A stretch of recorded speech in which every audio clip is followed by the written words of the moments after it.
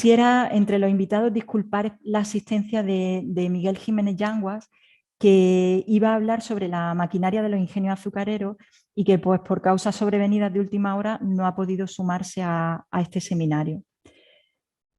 Comenzamos entonces el turno de intervenciones. Vamos a empezar con Liobel Pérez Hernández, presidente de la Comisión Nacional del Patrimonio Histórico Azucarero de La Habana, cuya intervención está titulada Patrimonio Histórico Azucarero Cubano.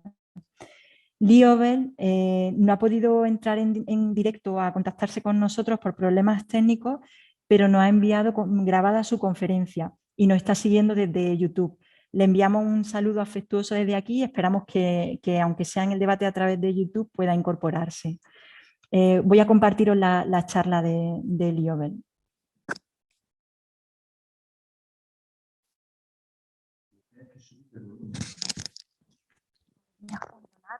Buenas tardes a todos y todas. Mi más sincero agradecimiento a los organizadores de este seminario online sobre azúcar, patrimonio y paisaje. Dentro de las jornadas de INCUNA en España, a su director Miguel Ángel Álvarez y a Juan Domingo Santos, quien ha estado al tanto conmigo todo el tiempo para que yo pudiera hacer efectiva mi participación en este evento. Vivir bien en Cuba es vivir como Carmelina, la nieta consentida y preferida de José Arrechabal Aldama, un vasco radicado en Cuba y propietario de un poderoso emporio industrial de los derivados de la caña y el azúcar, incluido el prestigioso Ron Habana Club, y que poseía una de las mayores fortunas de la isla. Cuando hay frío en Cuba, chifló el mono. Frase originaria del batey del antiguo central azucarero Macagua, en la región central del país. El origen está determinado por los primates que han vivido por más de un siglo en la jaula del parque de dicha comunidad azucarera. Tradición oriunda de estos contornos desde que las hijas del dueño del ingenio decidieron tener una mona como mascota. Si alguien está tan enfermo o grave como para no sobrevivir, entonces no lo salva ni el médico chino, médico de esa nacionalidad llamado Chan Bon Vía, quien gozó de gran fama en La Habana y Matanzas en la década de 1870 debido a sus notables curas.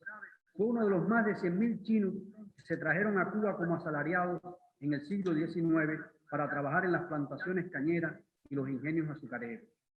El libro de los ingenios, publicado en 1858, es considerado en su tiempo el más famoso y codiciado de los libros impresos en Cuba. Joya bibliográfica ejecutada con maestría y lujo. Es el libro cubano más hermoso del siglo XIX y uno de los más bellos jamás impresos en América. Los grabados incluidos representan exteriores e interiores de ingenios azucareros. Las láminas fueron dibujadas del natural y litografiadas por el grabador francés Eduardo Laplante. El dúo presidencial de los Estados Unidos, presidente y vicepresidente, el único que ha juramentado el cargo fuera de dicho país, fue el vicepresidente William Rufus King, el 24 de marzo de 1853. Y dicha juramentación tuvo lugar en la casa vivienda del ingenio azucarero Ariadne en Limonar, Matanzas. El Museo Napoleónico de La Habana, catalogada como una de las 5 más importantes del mundo y única de su tipo en Cuba, atesora más de 7.400 piezas de alto valor patrimonial pertenecientes a Napoleón Bonaparte o vinculadas a este. Sus valiosos fondos constituyen la más extensa y variada colección de piezas de la época napoleónica. Sus fondos provienen fundamentalmente de la colección del más grande hacendado, empresario y propietario de centrales azucareros en Cuba antes de la Revolución, el cubano Julio Lobo Olavarría, multimillonario azucarero. El Jardín Botánico de Cienfuegos, fundado en 1901, el más importante de la red existente en Cuba, tiene las más valiosas colecciones de plantas completas, únicas de su tipo en América y otras regiones del planeta. Este jardín, declarado Monumento Nacional, fue fundado por el empresario estadounidense Erwin F. Anstin, quien adquirió a finales del siglo XIX la fábrica de azúcar llamada Soledad. Las intenciones de Erwin eran crear un centro de investigaciones botánicas que le permitieran mejorar las variedades de caña de azúcar en sus posesiones y obtener otras aún más productivas. Bajo su patrocinio se constituye la Estación Botánica de Harvard para la investigación tropical y de la caña de azúcar. El Jardín Botánico Orquidiario de Soroa, ubicado en el occidente del país, que ha contado con una extensa colección de orquídeas de unos 18.000 ejemplares y declarado Patrimonio Nacional, fue creado en 1943 por el abogado Tomás Felipe Camacho, propietario de la compañía azucarera Central Ramona S.A. Visitado por más de 1 millón de turistas, el Parque Retiro Josone, ubicado en Varadero, estupendo jardín botánico con naturaleza variada, era propiedad de un importante ejecutivo y rico azucarero, José Fermín Isturrios y Yaguno. La Biblioteca Nacional de Cuba, José Martí, fue construida con aportes del azúcar. Para su construcción se destinó medio centavo por cada saco de azúcar de 325 libras, de acuerdo con la ley número 20 de 1941. Dentro del edificio, por su importancia, se dedicó una sala al azúcar.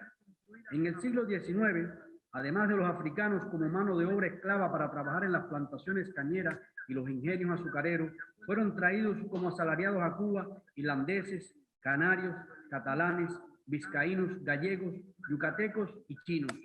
Francisco de Arango y Parreño, figura de primer orden en la vida política de Cuba a finales del siglo XVIII y principios del siglo XIX, en su discurso sobre la agricultura de La Habana y medios de fomentarla, del 1792, el cual presentó ante la corte de Carlos IV, propone el libre comercio de esclavos, perfeccionamiento en la utilización de las tierras, la aplicación de las más modernas técnicas, libertad de comercio con los puertos españoles y los de otras regiones, disminución de gravámenes a las exportaciones e importaciones de la isla, así como la disminución del peso de la usura en los préstamos necesarios para el fomento de la agricultura y la manufactura. No cabe dudas de que estas medidas permitieron el incremento de la producción azucarera y el mejoramiento de la situación de los hacendados cubanos.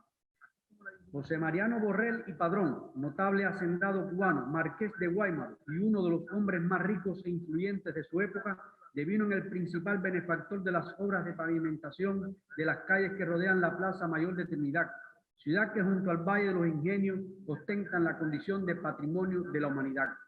Fundó el ingenio Guaymaro, que tuvo en 1827 la producción de azúcar más alta en el mundo, de 82.000 arrobas. Carlos Manuel de Céspedes, precursor de la libertad de los esclavos y de las luchas por la independencia de Cuba, padre de la patria, era propietario del ingenio azucarero La de Majagua. Francisco Vicente Aguilera, el peregrino de la patria, iniciador de las luchas por la independencia, el hombre más rico de su época en toda la región oriental de Cuba, era hacendado y dueño de ingenio. Álvaro Reynoso Valdés, destacado investigador, considerado el padre de la agricultura científica cubana, como obra cumbre escribió ensayos sobre el cultivo de la caña de azúcar, referente mundial para el cultivo más producido actualmente en el mundo. Fernando Ortiz Fernández, etnólogo, antropólogo, jurista, arqueólogo y periodista, estudioso de las raíces histórico-culturales afrocubanas, realizó notables investigaciones y publicaciones relacionadas con la cultura que generó el azúcar en Cuba y el autor de la valiosísima obra Contrapunteo cubano del tabaco y el azúcar. Barbarito Díez Junco, conocido como la voz del danzón, fue un cantante de amplias facultades vocales, con voz de tenor. Nació en un batey azucarero del occidente del país y comienza su vida laboral como mecánico en el Central Manatí, en Oriente. Jesús Menéndez Larrondo, el más grande líder azucarero cubano, combativo dirigente obrero con una destacada trayectoria de lucha a favor de los intereses de los trabajadores, tuvo una inclaudicable posición frente a los terratenientes y magnates industriales de la época. Murió asesinado por los poderosos intereses a los que se enfrentó resueltamente. El poeta nacional Nicolás Guillén lo nombró el general de las cañas. Bartolomé Maximiliano Moré Gutiérrez, más conocido como Benny Moré, destacado cantante y compositor cubano, antes de que su amplio registro para la interpretación y su capacidad innata para la composición musical lo han colocado en el cenit de la cultura cubana, trabajó en el Central Vertientes en Camagüey. Teófilo Stevenson Lawrence, tricampeón olímpico y mundial, considerado el más grande boxeador amateur del orbe de todos los tiempos, hijo de inmigrantes caribeños que vinieron a trabajar en la industria azucarera cubana, nació y se crió en el batey del Central Azucarero Delicias, en el oriente del país. Zaida del Río, pintora, dibujante y grabadora, Es reconocida como una de las figuras claves del arte cubano contemporáneo. De familia cañero azucarera, nació en Guadalupe, comunidad cañera del centro del país. Ernesto Che Guevara de la Serna, como ministro de Industrias, dirigió la producción azucarera y fue el iniciador e impulsor del corte mecanizado de la caña de azúcar en Cuba. Fidel Alejandro Castro Ruz, líder histórico de la Revolución Cubana, es nacido y criado en una comunidad cañero-azucarera. Al ya mencionado Trinidad y el Valle de los Ingenios, como patrimonio mundial, se encuentran vinculados a la agroindustria azucarera cubana la rumba y el punto, patrimonio cultural inmaterial de la humanidad. La primera mezcla festiva de baile y música, y el segundo, expresión poética y musical de los guajiros cubanos. También declaradas patrimonio cultural de la nación, los saberes de los maestros roneros, el repentismo y el parque de locomotoras a vapor, todas vinculadas a la producción cañero-azucarera cubana, así como 17 monumentos nacionales y otra docena de declaratorias y zonas de protección. Queda evidenciada en este resumen la afirmación del destacado historiador e intelectual cubano Eusebio Leal Spengler, cuando dijo: no se podrá escribir jamás la historia de la clase obrera, sus luchas y su martirio, sin la caña y todo lo que ella significa. El azúcar es nuestra historia. Sin ella es imposible interpretar la esencia y la verdad de Cuba. A Cuba llegó la caña de azúcar hace ya 500 años.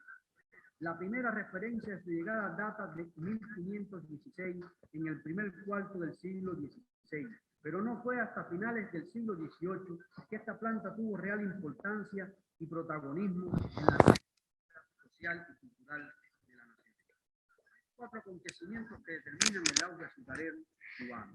La toma de La Habana por los ingleses en 1762, que abre el comercio de Cuba a las colonias inglesas.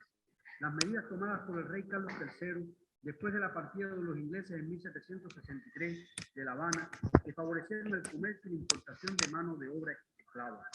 La independencia de las 13 colonias, el 4 de julio de 1776, y con ello el surgimiento de un mercado natural para las exportaciones de azúcar, mieles y aguardiente, así como la importación de los recursos necesarios para el desarrollo cañero azucarero en Cuba. La Revolución Francesa de 1789, que involucra a Haití como colonia, desencadena la rebelión de los esclavos en este país y alcanzando su independencia en 1804, pero arruina su producción azucarera, la primera del mundo en ese entonces. Estos acontecimientos, entre otros, impulsan la producción cañero azucarera de Cuba, de tal modo que se convierte en el primer productor mundial de azúcar de caña a partir de 1818 y hasta 1990. Sin duda, esos más de 500 años de historia de la agroindustria azucarera cubana han jugado un importante papel en la formación de la identidad nacional. Cuba fue de las primeras en la introducción rápida de tecnologías y adelantos científico-técnicos, como resultado de la producción cañero-azucarera en gran escala, entre los que pueden mencionarse el vapor a principios del siglo XVIII, el ferrocarril en 1837, en el que fuimos el 7º país del mundo, primero de Latinoamérica, e incluso de España, que era la metrópolis. La primera prueba realizada en América Latina de un arado movido por vapor en 1863. El primer tándem del mundo para moler caña de azúcar movido eléctricamente a frecuencia variable instalado por la General Electric. La instalación en 1962 del primer puerto para exportar azúcar a granel y el inicio masivo del corte mecanizado de la caña con combinadas en 1963. Algunos autores definen la tesis de que entre 1850 y 1900 había en el país alrededor o cerca de 2.000 ingenios azucareros, y en total se considera que en Cuba se han construido y funcionado alrededor de 15.000 fábricas de azúcar en los últimos 425 años, de 1595 al 2020. Fue este país el primero en el mundo en alcanzar 1 millón de toneladas métricas de azúcar en fecha tan temprana como 1892, y después ser el primero en alcanzar los 2, 3, 4, 5, 6, 7 y hasta 8 millones de toneladas.